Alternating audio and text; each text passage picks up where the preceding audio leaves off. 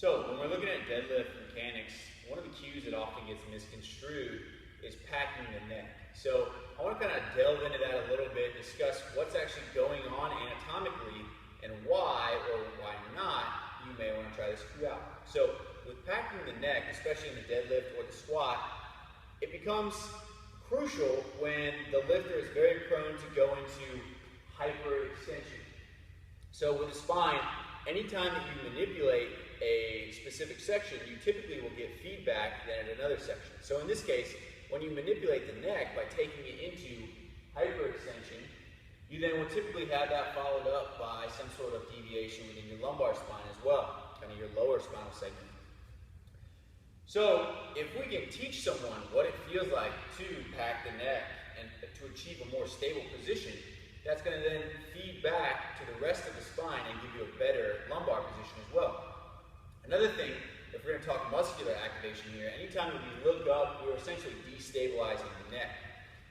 So you take kind of your sternocleidomastoid out of place, and you also then get feedback down the rest of the chain in that when we go into that excessive lordotic or arched position, hyperextend the neck, arch the back, this kind of globally extended position, what we're seeing is that the lumbar spine, the vertebra, are then much closer. As soon as you arch the back, the posterior facet then become much closer, and the distance between the intervertebral discs gets smaller. So what your body then perceives neurologically is, oh, we have stability here.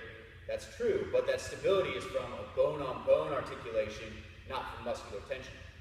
So the other thing is that when you hyperextend the neck, you're essentially feeding into a posture that you have all day. And so if you're at a computer or whatnot, and you're in this position, or if you're texting, you're going to be feeding into that posture even more than when you're lifting weights.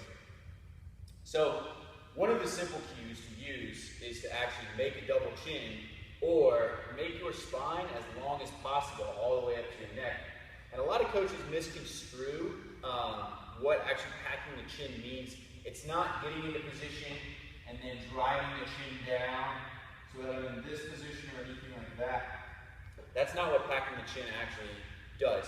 What you're trying to do is you're actually trying to almost retract the head on the cervical spine and put it back into neutral. Given that a lot of people are already in this forward head position and they walk around like this, what you're going to find then is then you get more kyphosis within the upper back, just given what's actually occurring within the cervical spine. So, since we know that we need thoracic extension within the upper back, for pressing, for squatting, if you can teach someone this chin packing position and help them to achieve neutral, then they're going to be able to carry that over into a variety of lifts. There's a lot of applications here. So if you look at the best deadlifters, the best squatters, there's going to be guys on both ends of the spectrum. So don't necessarily take any one cue and say it has a universal application, because there's always going to be some sort of outlier on one end or the other that says, oh, well, this works for me, so I'm going to do it this way.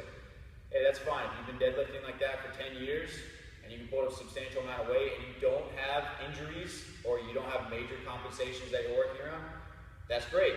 But if not, if for some reason that you're struggling with your deadlift, then it might be something to try out. So a good way to approach it in the deadlift is once you're in the position and you get down at the bar, rather than worrying about looking up or anything of that nature, kind of use the cue like your chin, follow your chest. That's what I use with a lot of my athletes.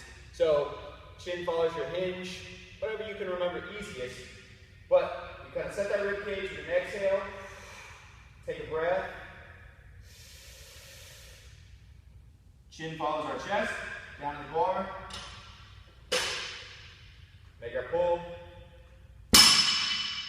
Now, some of you might be saying, well, as soon as I look down, I tend to round out.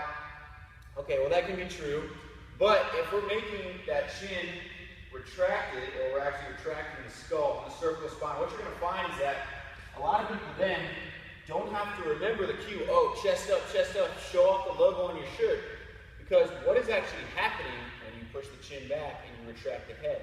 Well, if you watch the upper back, what is actually happening is you're driving some thoracic extension, specifically the upper back. So that's why you see a lot of Olympic lifters, once they make the clean and they're going to make the jerk, or if somebody's overhead pressing, ideally they are pushing that chin back, because if not, as soon as they go to press, first of all, it's going to hit them in the chin, maybe knock a couple teeth out. But second of all, if you have that thoracic extension already in place here, then you're going to have a stable platform to drive off of. So in the case of a deadlift, if you're still feeling like this chin tuck might not be for me, here's the one last little tweak. We have to remember that the position of the eyes within the skull will then influence whatever direction your body actually puts force into the ground or is anticipating force. So in this case, with the deadlift, we can still keep our chin neutral, but what I want you to think about is almost looking up through the top of your eyelids, almost trying to look up your skull. And what you're going to find is that when your eyes are focused upward, then you'll have more of a tendency to drive and follow the path of your eyes. Same as in a squat, a lot of guys actually look down in the bottom of their eye sockets on the way down, and on the way up, they'll shift their gaze upwards.